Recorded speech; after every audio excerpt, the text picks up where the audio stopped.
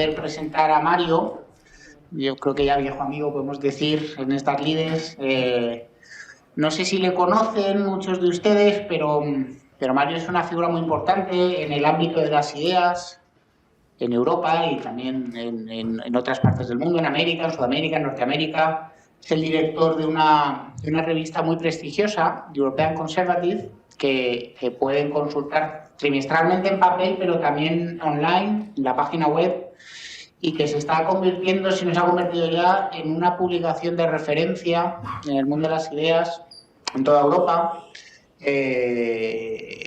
también en Bruselas, que eso es muy importante, poder influir, poder introducir determinadas ideas y determinados planteamientos en ese magma burocrático de la capital europea, y yo creo que lo está haciendo fantásticamente bien.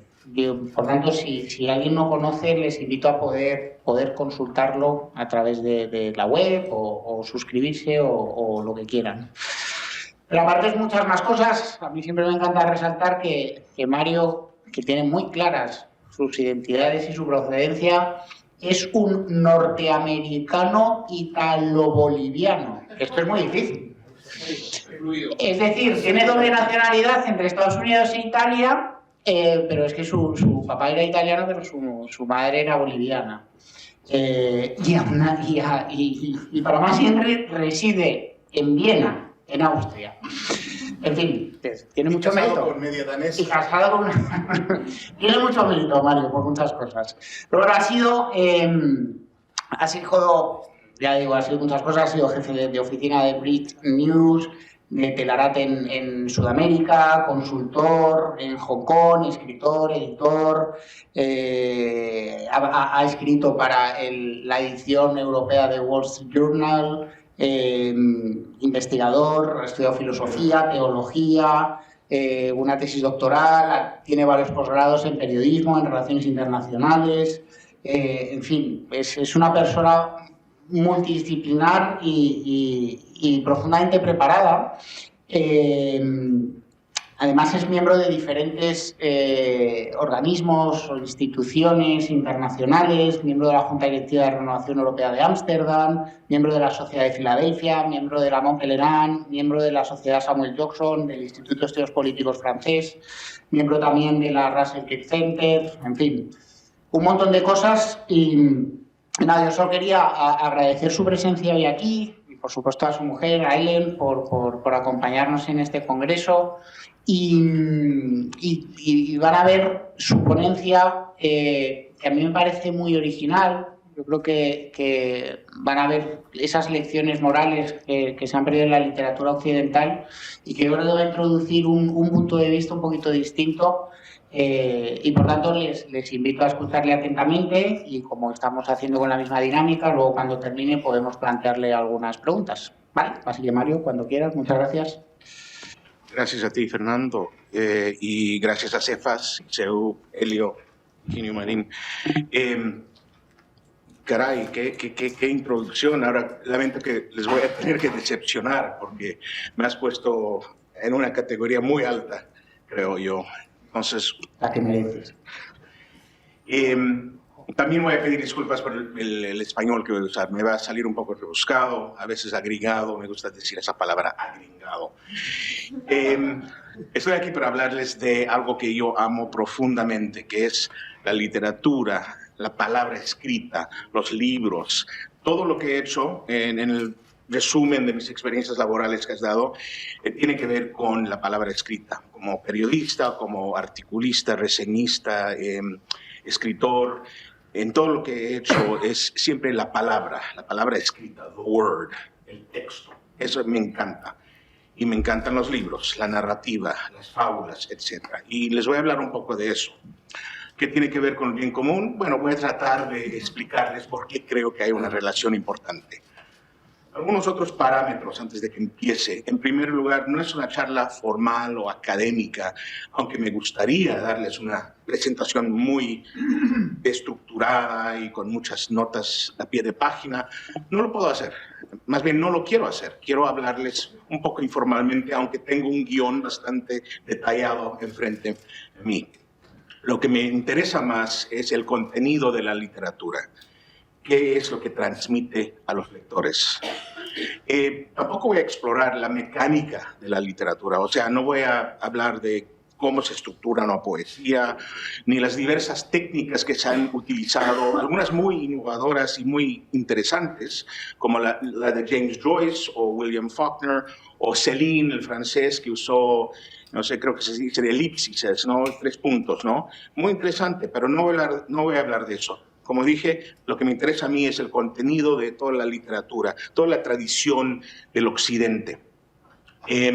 Por último, cuando hablo de la literatura occidental, no estoy siendo un chauvinista, dicen en español, ¿no? Aunque me concentro en lo que amo, creo que todo eso refleja un bordado de una amplia corriente de culturas y tradiciones lingüísticas reunidas, claro, por la síntesis greco-romana y judeo-cristiana. Entonces, por ejemplo, incluyo en esta tradición de la literatura del Occidente, incluyo a Albert Camus, que era algerino, pero era Algeria bajo los franceses, o sea, todavía era parte del Occidente. Hoy en día no lo es, y de eso podemos hablar luego. Ahora, eso fue mi introducción bastante breve. Ahora, voy a hablar ahora de la aparición o la emergencia de la literatura, cómo surge, porque empieza, claro, con los toscos dibujos en las cavernas, creo que dicen ustedes dibujos rupestres, me encanta esa palabra, y después hay un desarrollo del idioma, del lenguaje, y luego la tradición oral, y los declamadores y los cantantes que entretienen al pueblo y transmiten cosas. ¿Qué cosas transmiten? Historias heroicas, aventuras de los antepasados, mitos, los mitos cosmológicos, los mitos que explican el origen del mundo, etc. Y claro, de esa tradición oral surge o emerge la tradición escrita, empiezan a escribir cosas. Ahora, ese proceso también es muy interesante, no quiero meterme mucho en eso, pero desarrollan, claro, los alfabetas, pero antes de los alfabetas hay dibujitos, ¿no? Y los dibujitos se vuelven en letras y palabras, son todos símbolos. Si ustedes han leído Eric Voegelin, entienden mucho de lo que él habla cómo las cosas se van compactando, se van volviendo más y más densa, con significado muy denso. Entonces, cada palabra es un símbolo de algo. Y de ahí, entonces, es todo un proceso muy, muy interesante y tiene un significativo muy importante filosóficamente. Ahora, hay una escritora que encontré el año pasado, Irene Vallejo, quizás la conocen, ¿no? Muy interesante. Ella escribió lo siguiente, para explicar por qué importa la literatura. Ella escribe, narramos, escribimos y leemos porque hemos fabricado la fabulosa herramienta del lenguaje humano. Por medio de las palabras compartimos mandos interiores e ideas quiméricas. Este prodigio lingüístico nos permite coexistir en 2 geografías, muy interesante esto, el espacio tangible que habitamos junto a miles de seres vivos y un universo paralelo que nos pertenece en exclusiva, el de la fantasía, el de las posibilidades, el de los símbolos. Como dije, ahí termina. ¿Cómo dicen aquí? End of quote. Fin de cita. Obras como la Eneida, The Aeneid, por ejemplo, no eran solamente entretenimiento, sino también vehículos para la contemplación seria de ideas filosóficas, teológicas, políticas y éticas. Bueno, obviamente hay diferentes obras que enseñan diferentes cosas, tienen diferentes lecciones. Por ejemplo, las fábulas de Esopo son exclusivamente didácticas, diría yo. Los griegos también, con las tragedias que produjeron, aprendieron sobre el bien y el mal, y a partir del ejemplo de Ulises y Penélope, Sófocles y Platón, aprendieron también qué es la justicia, etc. Los romanos luego aprendieron sobre la virtud, qué es la virtud y qué es el vicio, gracias a, por ejemplo, las vidas de Plutarco. Y los judíos y los cristianos aprendieron un montón de cosas, ustedes dicen un mogollón de cosas, a través de las historias de la Biblia. Distintos escritores en distintas épocas hicieron importantes aportaciones a esta creciente tradición literaria. También hay San Agustín, que hace una contribución, algunos dicen que inventó la autobiografía, Hay un debate sobre eso. Y también contribuyó o inventó lo que es la teología política. Dante luego nos ofrece una síntesis poética de la filosofía y la teología. Milton, Cervantes, Shakespeare, toda esa trayectoria increíble de la tradición del Occidente, la tradición literaria del Occidente. No importa mucho qué tradición o género lingüístico se lea, un lector apasionado de esta tradición lo abarca todo. El objetivo general debería ser leer y empaparse de, quote, cita, lo mejor que se ha pensado y dicho. Fin de cita. Como escribió ¿quién? Matthew Arnold, el famoso inglés, en su clásico del 1869, Cultura y Anarquía. Arnold ya entonces veía que lo que llama el canon occidental, lo veía como un antídoto, un antidote contra el egoísmo y el materialismo de su época. Yo también lo veo de esa forma hoy en día. Pero hay unas amenazas muy, muy fuertes hoy en día y al final de mi ponencia voy a hablar de algunas de estas amenazas. Pasaré unos minutos hablando del acto de leer. ¿Qué significa ese acto? ¿Qué es esa actividad? Claro, ha cambiado mucho, ¿no? Porque originalmente agarrábamos un papel y leíamos estos símbolos y si sabíamos leerlos o interpretarlos, sacábamos el jugo de su significado. Sabíamos qué decía. Hoy en día, y leíamos páginas, 500 páginas, manuscritos, cosas largas, textos largos. Hoy en día, ¿qué solemos hacer? Vamos a Google para buscar algún dato. Conozco mucha gente que me ha dicho, oye, pues no he leído un libro en años, porque me la paso buscando cosas por Google y eso me satisface. Es algo increíble. James Shaw, el sacerdote jesuita de California, escribió una vez lo siguiente: leer debe significar leer cuidadosa y atentamente para descubrir lo que un autor quiso decir. Y cuando descubrimos lo mejor que podemos lo que un autor quiso decir, todavía tenemos que decidir si lo que dijo era verdad o no. Fin de cita. Esto apunta a los aspectos didácticos de la literatura y el proceso de aprendizaje que, en mi opinión, se encuentra en el corazón de todo ello. Ahora, aparte de entretenernos, la literatura tiene también unas razones por qué es importante leerla. Y el educador William Kilpatrick ofrece 3 ejemplos. Él dice que es importante leer porque las historias, número 1, pueden proporcionar buenos ejemplos, creando familiaridad con los códigos de conducta de personas nobles, héroes, personas de virtud. Número 2, dice Kilpatrick, los cuentos pueden crear un vínculo emocional con la bondad, la caridad de algún personaje en el libro y genera un deseo de hacer lo correcto en el lector. No sé si es del todo correcto o cierto hoy en día. Y número 3, dice Kilpatrick, los cuentos nos ayudan a interpretar nuestra propia vida como un cuento y por tanto a darle sentido. En todo esto hay un proceso mucho más profundo e importante, el continuo acto de discernimiento que realizamos cuando leemos, aprendiendo a distinguir entre lo bueno y lo malo en diferentes situaciones. Y al ponernos en esas situaciones, la literatura promueve o fomenta una gran conversación, tanto interna con nosotros mismos, como con los antiguos y los grandes del Occidente. Ahora, esta frase que acabo de utilizar, la gran conversación, procede de un norteamericano, Robert Maynard Hutchins, que era expresidente de la Universidad de Chicago en los años 40. Y él hablaba mucho de la gran tradición, de la gran conversación con los antiguos, con los grandes escritores de los siglos pasados. Y lo veía como un proceso continuo de escritores y pensadores que hacían referencia a otros escritores. Esta es la conversación. Entonces, un escritor del siglo XX estaba en diálogo constante con Tocqueville y él estaba en diálogo con Dante, etc. Es una conversación continua, casi eterna. Y esa conversación construye y refina el trabajo de todos los predecesores, hasta los griegos y los romanos. Ahora, me gusta esta descripción muchísimo, de nuestra relación con la literatura, como una conversación con amigos. Aún Platón, que era famosamente muy difícil como persona. Es una conversación, como ya he dicho, eterna, constante. Como señala Shaw nuevamente, él dice, cita, hay una conexión íntima entre nuestras vidas, nuestra vida intelectual y nuestra vida moral.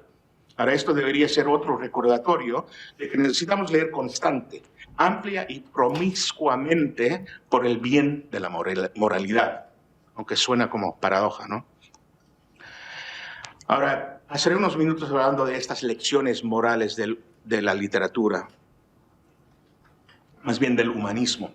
Como en toda gran conversación, las conversaciones transmiten ideas, valores y a veces toda una visión del hombre. La conversación a través de la literatura transmite también estas lecciones morales y también verdades básicas sobre el hombre, la condición humana, la relación del hombre con el Estado, con el mundo creado y con lo trascendente.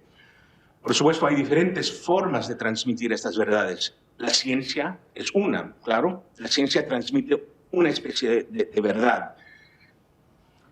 Pero como dice un escritor inglés, la ciencia y el arte tienen maneras muy distintas de concebir, expresar y hacer sentir la verdad.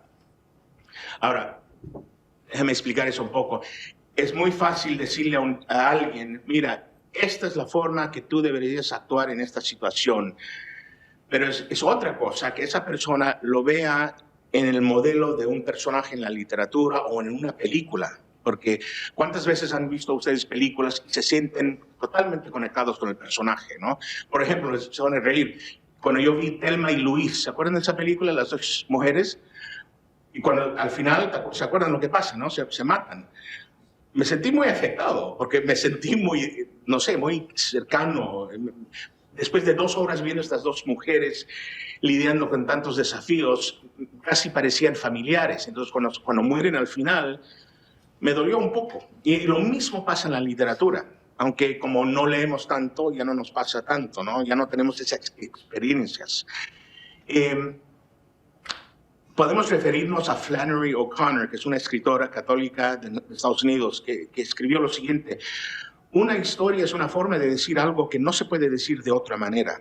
Así que cuentas una historia porque una mera declaración de una verdad sería inadecuada. Lo que decía, ¿no? Son diferentes formas de transmitir una realidad o una verdad. De hecho, no es la utilidad de la literatura que también que es importante, sino el sentido del asombro que uno tiene al leer algo realmente magnífico o bello. El asombro abre una puerta para que podamos aprender de lo que estamos leyendo. No sé si me explico, pero ese sentido del asombro que los niños tienen en abundancia, nosotros todavía lo tenemos, lo hemos perdido un poco, pero cuando encuentras una gran novela que te asombra, que te deja boca abierta, ahí algo está pasando. Y yo creo que uno tiene que estar abierto a esa experiencia, porque esa es una oportunidad para aprendizaje, para aprender algo. Ahora, no puedo entrar mucho aquí al tema del humanismo, pero está muy relacionado a esta gran conversación y la tradición de la literatura del Occidente. Estaba leyendo a Calderón de la Barca hace poco y él habla mucho del humanismo, obviamente español, y creo que él dijo en alguna parte, quizás Domingo, seguramente tú sabes, porque parece que sabes todos los escritores, pero Calderón de la Barca dice que dijo, el amor a la hermosura, el ansia de belleza, es el punto de partida para el humanismo. Interesante. Eso me gustó mucho y quiero indagar un poco más cuando tenga tiempo sobre eso. Creo que el canon occidental, la tradición literaria del Occidente, tiene sus raíces en ese mismo humanismo. Unas palabras breves sobre los cuentos de hadas son importantes. Hacen que la honradez, el heroísmo, la responsabilidad y la compasión cobren vida. Enseñan moralidad, obviamente a los niños, pero también si los lees ahora, también te hace recuerdo de qué es ser una persona buena, qué es ser una persona con virtud. Aquí tengo una cita. Los grandes cuentos de hadas captan el significado de la moralidad a través de vívidas representaciones de la lucha entre el bien y el mal, donde los personajes deben tomar difíciles decisiones entre el bien y el mal. Claro, todos nosotros hemos leído seguramente algún cuento en los que hemos llegado a ese punto donde nos preguntamos, oye, pero ¿y este personaje es bueno o malo? ¿Esta hada es buena o mala? ¿Este rey es bueno o malo? Y nos planteamos estas preguntas a través de esta literatura, empezando cuando somos niños con los cuentos de hada y luego, ojalá, con la literatura más madura. Ahora, quiero hablar un poquitín sobre el encuentro. Me gusta hablar de un encuentro con los personajes y las situaciones en la literatura. Suena como una expresión de alguien Comunión y Liberación, que es un grupo, un movimiento, habla mucho de un encuentro, el The Encounter. Y yo creo que representa mucho de lo que está pasando, por lo menos en mi vida, con la literatura. Hay un encuentro, como dije, con personajes y situaciones. Ese encuentro es un proceso donde estamos viendo en el libro, en la literatura, un reflejo de algo que quizás hemos experimentado, alguna aventura, o Pinocchio, que pierde o se distancia de su padre Geppetto, y mucho del cuento de Pinocchio es tratar de regresar al padre.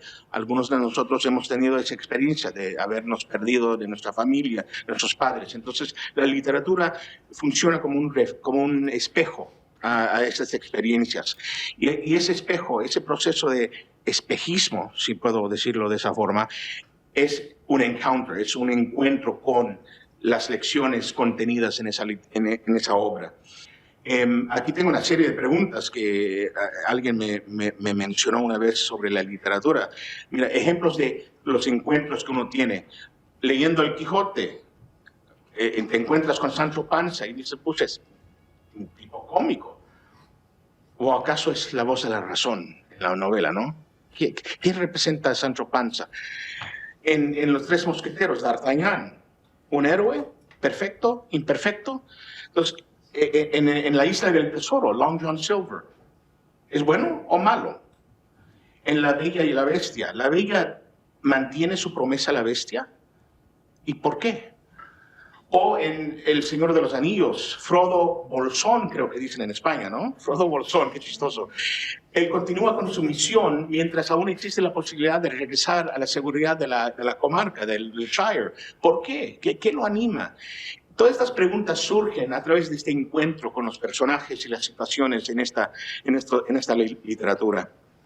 Claro, uno puede llegar a preguntas aún más profundas y ahí se vuelve algo mucho más interesante porque llegas al nivel filosófico. Uno empieza a preguntarse, bueno, y yo acabo de leer sobre Frodo Bolsón, ¿y yo a dónde voy? ¿Cuál es mi hogar? ¿No? ¿Cuál es mi propósito? ¿Y cómo debería luchar? Y uno empieza a hacerse preguntas filosóficas. ¿Y es bueno ser tal persona? ¿Es bueno actuar de esta forma? ¿Y qué es ser bueno? ¿Qué es la buena vida? Y entonces uno se va metiendo mucho más en estas preguntas que son importantes. O más importante sería la pregunta, ¿cómo debo afrontar el dolor? ¿Qué hay detrás de la muerte? Entonces, la literatura para mí no es solamente entretenimiento, como lo dije al principio, sino abre estas puertas, reflejan nuestras experiencias, nos enseñan formas de vivir, nos plantean preguntas y fomentan o impulsan un encuentro con todas estas realidades muy profundas. Al enfrentarnos a estas preguntas, obviamente aprendemos sobre nosotros mismos y sobre nuestra realidad y nuestras vidas. Nos pone cara a cara con nuestras realidades y nuestras posibilidades y nuestros límites. Y posiblemente nos pueden transformar y cambiar. Unas palabras sobre personas y personalidades y la naturaleza humana que uno puede ver en la literatura. Regresando a Vallejo, ella escribe lo siguiente: descubrir los personajes de una historia se parece a conocer gente nueva, comprendiendo su carácter y sus razones. Cuanto más diferentes son esos personajes, más nos amplían el horizonte y enriquecen nuestro universo. Básicamente lo ha dicho en mejores palabras lo que yo traté de decir hace poco. Y a través de este proceso, las personas que conocemos se convierten en miembros de nuestra comunidad, viejos amigos y compañeros, como lo que decía de Thelma Louise, que casi siento que eran mis amigas. Hay personajes en la literatura que se vuelven tus amigos. ¿Cuántas veces hemos regresado a una gran novela para leerla de nuevo, por la quinta vez, y nos encontramos nuevamente con un viejo amigo, ¿no? Todo esto tiene un impacto muy importante en lo que somos nosotros y en la forma que nos imaginamos ser a futuro. Quiero hablar un poquitín ahora sobre... Tengo que mencionar un libro que Aurora Pimentel, gracias a Enrique, que está ahí atrás, me recomendó, que es Laurus. Y si no conocen este libro, Laurus, se os recomiendo. Es una novela rusa, escrita hace un par de años, no antigua, y es realmente algo increíble, no solamente por la técnica que usa, el estilo, que es difícil de explicar, sino por el contenido. Toma lugar en Rusia del siglo XV. Y se enfoca en un personaje que es no sé si dicen herbalista, que es experto en las hierbas y sabe cómo sanear a la gente usando diferentes hojas y raíces y nueces y cosas así. Y es la época de la peste. Pero la novela la menciono porque detrás de todo hay un mensaje profundamente espiritual. Es algo realmente increíble. Tengo 2 o 3 líneas aquí del libro. Es un ejemplo pequeño, pero creo que demuestra un poco de lo que estoy hablando. El personaje principal se llama Arseny y de niño en la novela salva a un lobo, lo trae a casa y el lobo se convierte como su pet, como un perro casi, y muere. El lobo muere y el niño está llorando, desconsolado. Y a su abuelo le dice, oye, ¿y por qué se fue? Y el lobo desaparece. El lobo, sabiendo que está mal y que va a morir, desaparece un día. ¿Okay? Entonces el niño le pregunta a su abuelo, ¿y por qué se fue a morirse? ¿Por qué no se murió entre nosotros, sus seres queridos? Y su abuelo, Christopher, con su áspera palma, limpió las lágrimas de Arseny, el niño, y le dio un beso en la frente. Y fue una manera de recordarnos, le dice, fue una manera de recordarnos que en el último minuto todos se quedan a solas con Dios. Un ejemplo pequeñísimo, pero cada página de esta novela tiene algo así, que te deja pensando. Se os recomiendo, Laurus. Bueno, quiero terminar, no sé cuánto tiempo tenemos, porque seguramente... Un poco, ok, muy bien, porque tengo mucho más que decir. Voy a saltar un poco. Tengo una sección, les iba a hablar sobre los ejemplos malos de la literatura. Déjame decir lo siguiente. Hay libros y escritores muy malos. Malos no en el sentido de que no saben escribir, no saben cómo componer una oración o un párrafo, sino que tocan temas terribles. Y creo que vale la pena mencionar que no todos los libros valen la pena. No todos los libros tienen ese poder transformador. Hay algunas obras que están fuera de todo límite aceptable y que el lector no puede encontrar una conexión saludable con sus personajes. Estoy pensando en personas como el Marqués de Sade, ¿no?, del siglo XVIII. Estoy pensando en personas del siglo XX como William S. Burroughs, uno de los miembros de la generación Beat, como Jack Kerouac. Y los libros de estas personas no tienen valor, no hay redención, no hay transformación, no hay encuentro saludable, no hay elevación del espíritu humano, solo hay un descenso al abismo. Pero existen. Y por eso es tan importante ser exigente en cuando uno escoge sus libros y qué va a leer. Y por eso es tan importante guiarse o aferrarse a esa gran tradición, el canon del Occidente, porque eso es lo bueno, esos son los clásicos. Ahora, dije al comienzo que iba a terminar hablando de unos retos que tenemos hoy en día, y creo que mencioné uno ya en breve, que la gente hoy en día lee menos y menos. Ya no leemos libros enteros, mucha gente ni lee artículos en el Internet, muchos de nosotros vemos videos en TikTok y otros medios. Todo esto es muy grave. Yo no digo que ver videos en TikTok es malo, yo lo hago, pero también hay que leer. Y eso es lo que nos está pasando. Conozco mucha gente que ya no lee. He entrado a casas donde no hay libros. Y se siente tan raro estar en una casa de alguien y no hay ningún libro. No entiendo eso. Ahora, en la academia nos enfrentamos hoy en día con instituciones que están corrompidas y que ya no cumplen su función. Robert Nisbet, un sociólogo, escritor intelectual de Estados Unidos en el 71, habló de la degradación del dogma académico. Es decir, dijo que las instituciones, las universidades habían perdido su dogma orientador. ¿Cuál es ese dogma? El conocimiento de lo que es bueno, el conocimiento de lo que es el bien. Y creo que hoy en día, eso fue en el 71 que escribió eso. Hoy en día estamos 50 años después, vamos de mal en peor. No voy a repetir lo que ya sabemos sobre la historia de la degradación de estas instituciones académicas, pero quiero brevemente mencionar los frutos de esa degradación, de ese proceso. Ha producido la teoría crítica moderna y el deconstruccionismo de la literatura, lo cual ha socavado los aspectos sanos y morales de la literatura, y también nos ha llevado a destruir todo el proceso artístico, a despreciarlo, a no entenderlo. Ahora tenemos artistas como Damien Hirst, que toma una calavera, le pone unos diamantes y lo llama el arte, ¿no? Y entonces hay todo un proceso de degradación de la literatura, del arte, de todo lo que antes era parte de la tradición humanística.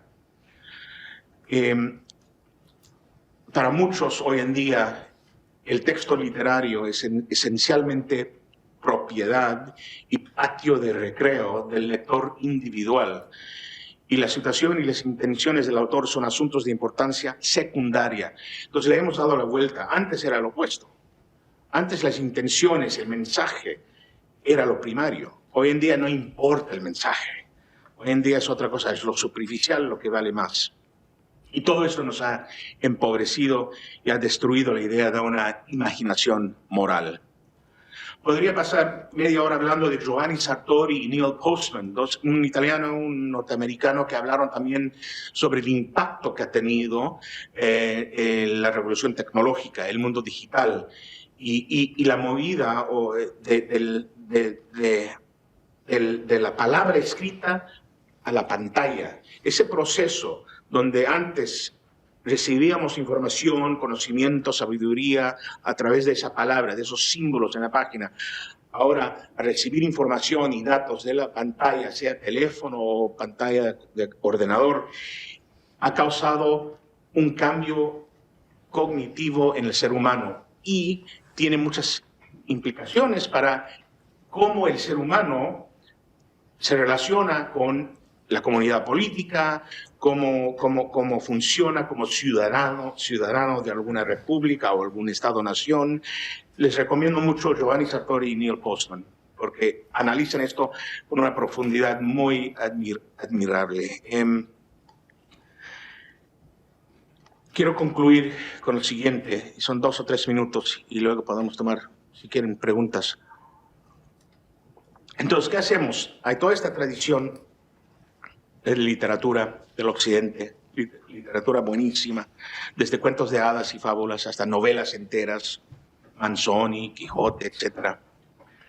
Y ahora vivimos en un mundo donde se desprecia todo eso, donde los libros, pues hay bibliotecas que han botado a montones de libros, porque hay bibliotecas que son digitales, ya no hay libros. vas a la computadora y puedes leer ahí. Yo creo que todo esto tiene un impacto terrible. ¿Pero qué hacemos? Bueno, entonces concluyo con lo siguiente. Creo que es importante seguir siendo o tratar de ser hombres y mujeres de letras. O sea, creo que es importante rebelarnos contra estas tendencias y todos estos cambios. Tenemos que, como decía Flannery O'Connor, escritora que mencioné antes, tenemos que empujar tan fuerte como la edad que empuja contra ti. No solamente en lo académico, sino en lo político, en lo cultural. No se trata solamente de seguir leyendo o leer más, también se trata de pensar como artistas, como personas creativas. Hay que cultivar esa imaginación, esa visión del mundo y del hombre creativo, abierto a posibilidades, abierto a la magia, esa magia que perdimos, ¿no? Porque cuando somos niños vemos magia en todo lugar, ¿no? ¡Oh! Se movió esa hoja, debe haber un duende, ¿no? Todo eso lo hemos perdido. Y yo creo que es importante mantener un poco de esa imaginación de niño aquí adentro. Hay que pensar como poeta, como artista. Hay que ver el mundo estéticamente, en lugar de científicamente únicamente. Hay que pensar o verlo imaginativamente. Hay que pensar en vez de forma racional, de una forma intuitiva, de una forma creativa. O sea, como dije, tenemos que ser hombres y mujeres de letras, con esa visión poética.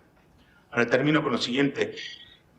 Hay un ensayo del año 1955, que parece tan lejano, de un intelectual estadounidense, Alan Tate, escritor famoso en esas épocas, ya desconocido. Y él dijo, cita, a la pregunta de qué debería ser el hombre de letras en nuestro tiempo, tendríamos que encontrar la respuesta en lo que necesitamos que haga. Y lo que debe hacer el hombre de letras es lo que siempre ha hecho. Recrear para su época la imagen del hombre y propagar normas mediante las cuales otros hombres puedan poner a prueba esa imagen y distinguir lo falso de lo verdadero. Vaya vocación, vaya tarea, pero eso concluyo con eso. Ese es para mí el camino para nosotros que nos consideramos conservadores, humanistas, intelectuales, lo que sea. Y se los recomiendo a todos. Muchas gracias por la atención.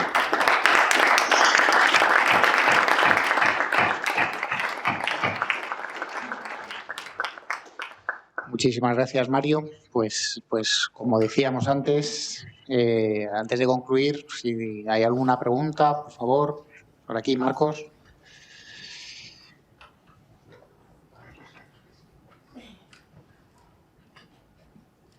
En primer lugar, muchas gracias, doctor Mario Fantini. Aquí el profesor Donelio tuvo la bondad de regalarme en un congreso al que asistí una revista de European Conservative y pues le he dado muchas vueltas. Fue una revista del pasado otoño, entonces nunca creía que hubiera tenido el honor de asistir a una conferencia dirigida por mi mismo director. Como ha sido usted poco convencional, pues yo también lo seré. Y le haré una pregunta quizás más personal. A mí que me gusta leer, ¿no? Me gustaría que me recomendase 5 libros que usted o como que le han modelado su forma de pensar, o 5 libros que le gusten, 5 libros que creen que me pueda acompañar. Además, hoy, 23 de abril, que para muchos consideran el Día del Libro, ¿no? Aquí a mi lado hay una catalana que dirá que es Día de Sant Jordi, pero para el resto, digamos que sea el Día del Libro. Entonces, si usted tuviera la bondad de decirlo, y aquí hay otro compañero que me pregunta si usted cree en los duendes, ya que es usted un hombre muy imaginativo. Gracias.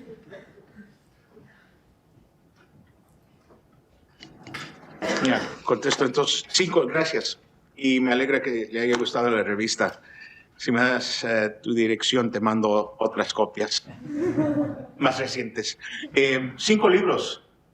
Puedo darte 3 o 4. La quinta me va a costar. Primero, mi favorita, la novela por Evelyn Waugh en inglés, Retorno a Brideshead, o Brideshead Revisited. Increíble. La he leído decenas de veces y he hablado sobre ella. Más bien, casi les di una presentación usando Brightset como la estructura, ¿no? Pero al final decidí solo enfocarme en los pensamientos de otros, de académicos. Lo lamento ahora. Pero sí, retorno a Brightset y podemos hablar de ese libro luego si quieres. Laurus, que ya mencioné, por Vodolazkin, Eugenio Vodolazkin, ruso. Existe en español, está traducido ya a 5 o 6 idiomas, algo increíble. Dante, sigo regresando a Dante, es difícil, especialmente en italiano anticuado, pero uno siempre, yo sigo encontrando cosas nuevas en Dante. Claro, me enfoco mucho en el infierno, por muchas razones, pero toda la obra es magnífica y la recomiendo. Hay otro libro, pero no es novela, no importa. Había un educador norteamericano, católico, John Senior, S-E-N-I-O-R, y escribió una serie de libros, pero la que sigo leyendo casi todos los años, porque realmente tiene un contenido magnífico y está escrito de una forma muy poética. Se llama La restauración de la cultura cristiana, The Restoration of Christian Culture. Y habla de mucho de lo que ya he mencionado, de las tendencias disruptivas de la edad moderna, del problema de la televisión. Hay una página donde él dice, anda a tu casa, coge la televisión y tírala por la ventana. Es un radical, pero es buenísimo el libro y lleno de también referencias a la literatura del occidente. Y no sé qué más. Ahorita no, se me va a ocurrir algo y te lo digo luego, ¿ok? Muy bien. Que si crees en los duendes. Preguntaba que si crees en los duendes. Sí, ¿tengo que responder a eso?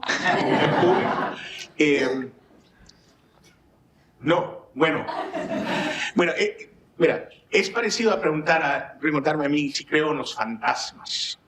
Okay, a esa pregunta le puedo responder fácilmente. Si uno cree y admite que existe un plano o una dimensión sobrenatural, tienes que estar abierto a la posibilidad de cosas que uno no entiende puedan pasar, ¿no?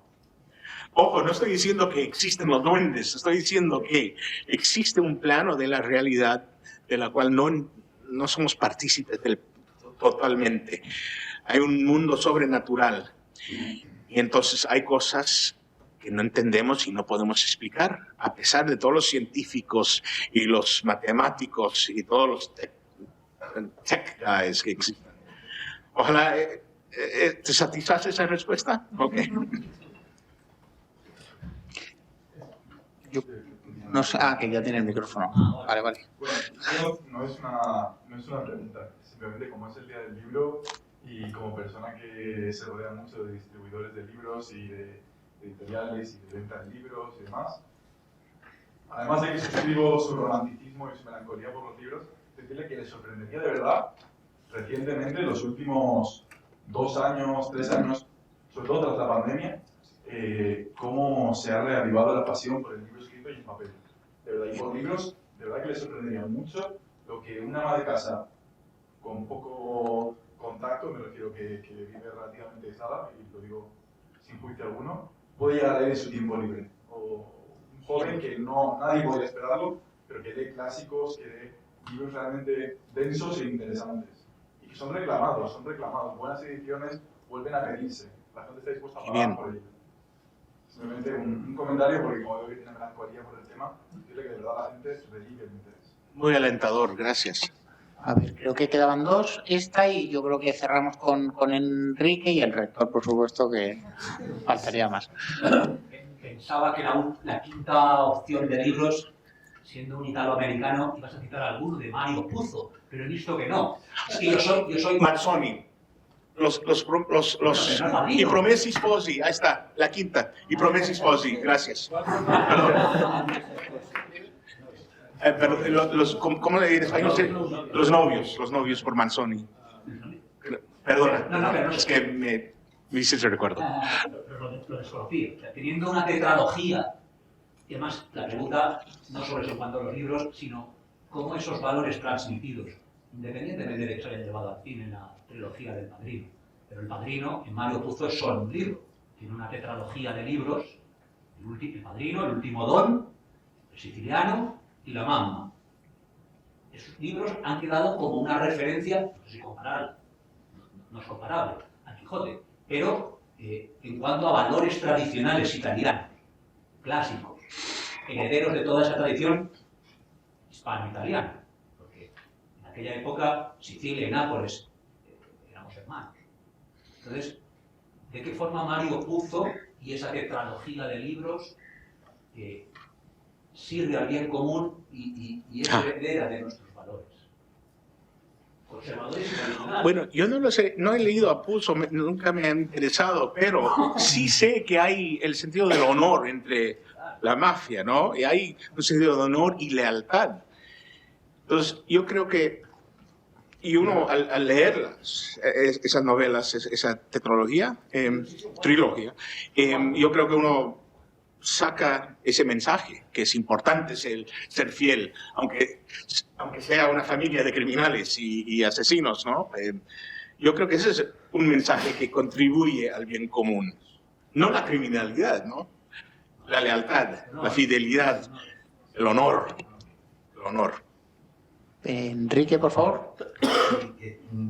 Yo felicitarte por el tema, hablando del bien común, porque la literatura es un gran tesoro que está al alcance de todo el mundo, ¿no? Yo creo que Bellamy acierta cuando habla de la generación que no lee como los desheredados, ¿no? Los que han perdido la herencia, y entonces, bueno, me parece muy ajustado al tema y muy optimista, ¿no?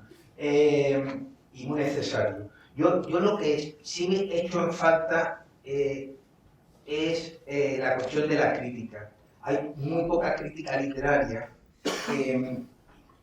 por motivos que han salido ya aquí, ¿no? Porque se ha perdido el criterio de verdad, entonces como todo es opinable, todo es según el gusto, no hay un crítico que se atreva a decir esto es bueno o malo por este motivo. Y también, bueno, y también porque quizás las revistas, y aquí un poco te reto, y en los periódicos cada vez tiene menos espacio esta crítica, pero es muy necesaria por cosas que han salido en tu conferencia, ¿no? Como por ejemplo el claroscuro moral.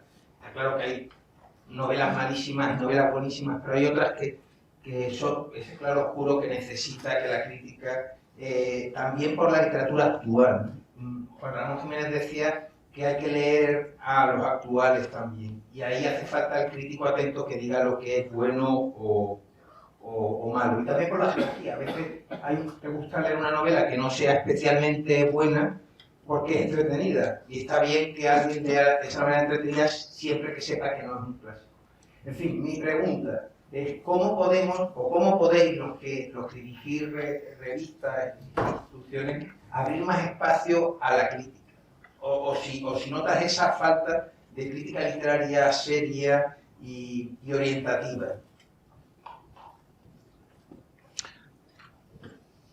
Sí, buena crítica, aunque sea moderna, ¿no? Porque, por ejemplo, Terry Eagleton, un famoso crítico marxista, pero su libro sobre la teoría de la crítica literaria es buenísimo. No trata de agendar nada marxista y lo hace de una forma muy abierta, es muy generoso con su lector. Yo creo que hace falta libros así, o sea, no me importa que uno sea marxista o lo que sea, con tal que uno no esté tratando de agendarlo o lavar el cerebro de otros, ¿no? Yo creo que en ese ejemplo de Terry Eagleton, él ha podido acudir o hacer referencia a toda la tradición noble de la crítica literaria. Pero hoy en día no encuentro otras personas como él. Lo que yo veo ahora es la deconstrucción, como mencioné antes. La gente que quiere analizar un texto y decir, bueno, esta persona era hombre y era heterosexual, entonces significa que todo lo que ha escrito en su novela excluye a la gente que no es como él, me hago entender, y vino de una familia acomodada, entonces todo lo que escribe en su novela no sirve para nada o no sirve para los pobres. Mentira, porque una parte que salté en mi presentación habla de cómo, a pesar de las diferencias de situación, de persona, etcétera, a lo largo de toda la literatura, el denominador común es el ser humano, la naturaleza humana, y eso no cambia. El ser humano y sus afanes y sus defectos y sus mezquinidades, se puede decir, ¿sí? Todas esas cosas siguen siendo las mismas que Ulises y otros experimentaron hace miles de años. Pero lo que no veo hoy en día son críticos literarios que reconocen esa realidad que está a fondo de toda la literatura. ¿Me hago entender? O sea, hoy en día quieren destruirlo todo, deconstruirlo y mostrar que nada tiene ningún significativo, nada tiene contenido de por sí. Y eso es una mentira. El significativo más importante es que el ser humano en cada novela o cada poesía o en cada obra refleja una realidad universal que se encuentra a lo largo de toda la historia. No sé si he contestado la pregunta a tu satisfacción, pero es un pobre intento. Pues, querido Mario, voy a intentar, en primer lugar, la conferencia me ha parecido preciosa. Y además me ha hecho recordar algo que seguro que él, yo y Fernando y Juan Carlos recordarán, y es que cuando estábamos intentando perfilar esta jornada Cefas Valencia, Cefas UCH, y además darle una línea que se pudiera continuar, terminamos coincidiendo en que era el ámbito de intersección entre la política y la cultura lo que podría diferenciar a las actividades Cefas UCH de las actividades Cefas más genéricas, que podrían ser más estrictamente hablando del ámbito de la filosofía política. Y por eso, en realidad, el diseño, aunque luego ha estado sometido a mil azares, ha empezado con unas exposiciones más filosóficas y acabará con la exposición de un poeta y ensayista, y tú has hecho de tránsito involuntario, pero has hecho un tránsito perfecto. Pero es que además, la cuestión que has planteado, lo que voy a hacer no es una pregunta, es una reflexión, que luego espero que me diga comparte, y voy a intentar ser conciso para que esto no parezca una venganza por no haber podido estar con vosotros el día de hoy. Pero es que entre una teoría de la lectura y una teoría política hay conexiones muy ricas y, en cierto modo, muy fáciles de intuir. Basta con ver la relevancia que la hermenéutica, que en realidad es una gran teoría de la lectura como posición filosófica, tiene al respecto de valores políticos como la tradición, como el sentido común, como la prudencia. Pero es que además tú te has situado el contexto de la lectura en un contexto contemporáneo. En el mundo antiguo y en el mundo medieval, en realidad, hasta el Quijote, la lectura se hace en voz alta, no es un acto privado, ni es un acto silente. Durante algunos periodos de Roma, incluso quizás de la Grecia helenística, es posible que se hiciera, pero incluso durante esa época el modo habitual de leer en solitario era hablar en voz alta, porque leer era un acto que tenía más concomitancias con leer. El tránsito desde la oralidad a la escritura no es tan neto y tan estricto como presentamos, y entonces cuando se leía, se declamaba. Claro, leer en público es un acto de suyo generador de sentido común, de suyo. Porque entender lo que se dice es algo que se hace de manera comunitaria. Nadie reivindica un sentido particular de lo que acaba de decir, al revés. Si tiene un sentido particular, se cree en el error. O si no se cree en el error, tiene que hacer público ese sentido particular para que pueda ser compartido. En eso, la tradición de hermenéutica de los textos sagrados se conserva en esa dimensión en el catolicismo. El hecho de la declamación pública de la palabra y luego del comentario homilético tiene que ver con eso, aunque la lectura también del Evangelio tiene un carácter originariamente comunitario y generador de sentido común, y por tanto de comunidad, y por tanto de tradición. pero también es un católico, que es San Agustín, el que descubre que la palabra escrita tiene un eco interior, un eco que edifica el espíritu, y que es en realidad el origen de la teoría de la lectura contemporánea, en el que tú te has situado. Tú has situado la lectura como un acto de edificación interior del sujeto, como un acto también de elaboración interior de la propia posición. Ahora, hay un momento en que se produce la ruptura. En realidad, el Quijote todavía se lee en público. Y se ríen de lo mismo. Y si se ríen de lo mismo es porque encuentran el mismo sentido y el mismo contrasentido. Y eso, como saben, en el 15 y en el 16 aparece el lector silente. Y el lector silente es correlativo con la reforma y con la autonomía del sujeto y la autonomía de la interpretación y de la lectura y con la aparición del individualismo como categoría política. Entre los caminos entre la lectura y la teoría política y además en tu conferencia has señalado exactamente el ámbito de lo que quisiéramos trabajar en esta línea de colaboración CEFAD-UCH, que es desde la teoría política más a la teoría cultural que tuviera relevancia. Pero es que además como acto público la lectura generaba un público. Ese público es prefigurante de lo público. No hay comunidad política donde no hay una comunidad de naturaleza prepolítica que tiene naturaleza semántica, emocional, narrativa. Lo dice Tocqueville en la democracia americana. Son los hábitos del corazón lo que sostiene la conformación de los sistemas políticos. Hay un lugar donde la lectura sigue siendo constitutivamente pública, donde se hace la lección, la universidad. La universidad, lo que hemos hecho hoy en la mesa anterior, que es la única que he podido presenciar en parte, pues los ponentes han discutido sobre sus diferentes lecturas de Aristóteles. Y los que hemos leído a Aristóteles de aquí, pues estábamos todos mordiéndonos la lengua para dejar, porque tenemos otra lectura y otro no sé qué.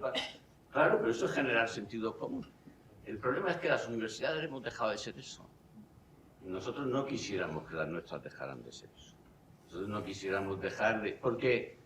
Porque la lección tiene sentido si uno tiene una propuesta de sentido que se pueda convertir en sentido común. El sentido común es la prefiguración del bien común. Y por eso me parece que hablar del bien común sin estas raigambres culturales pues convierte el concepto en demasiado abstracto, se vuelve demasiado etéreo, demasiado difícil de delimitar y entonces el panorama que se nos abre es inmenso. Porque ahora decimos, bueno, si queremos hacer la revolución, yo por lo menos quiero, porque no estoy nada conforme con la situación actual del mundo, aunque no sea. Bueno, pues me pregunto dónde hay que empezar, si por los hábitos del corazón o por la morfología institucionales de los grandes sistemas de equilibrios de poderes, o de... Quizás porque me dedico a la antropología filosófica, a la filosofía de la cultura, mi inclinación es que, por supuesto, por los hábitos del corazón. O sea, es más importante para un cambio político definir un buen canon literario y convertirlo en lección, en instituciones que lo conviertan en sentido común, que discutir sobre el sistema electoral, que me parece una cosa fantástica. Bueno, como se ve, me he tomado venganza, como realmente quería evitar, pero era reflexionar sobre si tu propia conferencia o tu propia intuición de que este asunto tenía, como has dicho al principio, bastante que ver con el bien común, así que por derroteros similares a esto, o eran otros distintos. No lo tomo como venganza, creo que has complementado mi ponencia perfectamente. O sea, podría haber hablado un poco sobre el uso del teatro, ¿no? Para el Shakespeare, porque como dices, no leían, sino iban a actos públicos donde se actuaba, se hacía un performance, ¿no? O podía haber hablado un poco sobre todo el análisis que hace Habermas de el impacto que ha tenido en el mundo, o que tuvo en el mundo, la publicación del primer libro, ¿no? Eso es fascinante. Lo que les ofrecí fue algo muy, obviamente, simplificado y estilizado a mi forma. Y entonces, lo que has dicho, yo creo que complementa y redondea todo lo que yo dije. Gracias por eso. Ahora, creo que detecté una pregunta al final, ¿no? Muy interesante y peligrosa. Pero yo creo que estoy contigo. Yo creo que tenemos que empezar o seguir luchando por la cultura, por los ámbitos culturales, enfocándonos en el hábito del corazón, etc. Yo creo que más y más tenemos que dar la espalda a las instituciones de poder, las cuales veo totalmente corrompidas, sean políticas o bancarias o financieras. No creo que querías que diga eso, pero... Mejor lo digas tú. Sí. Bueno, pues si les parece, damos por concluida la sesión con un fortísimo aplauso a Mario.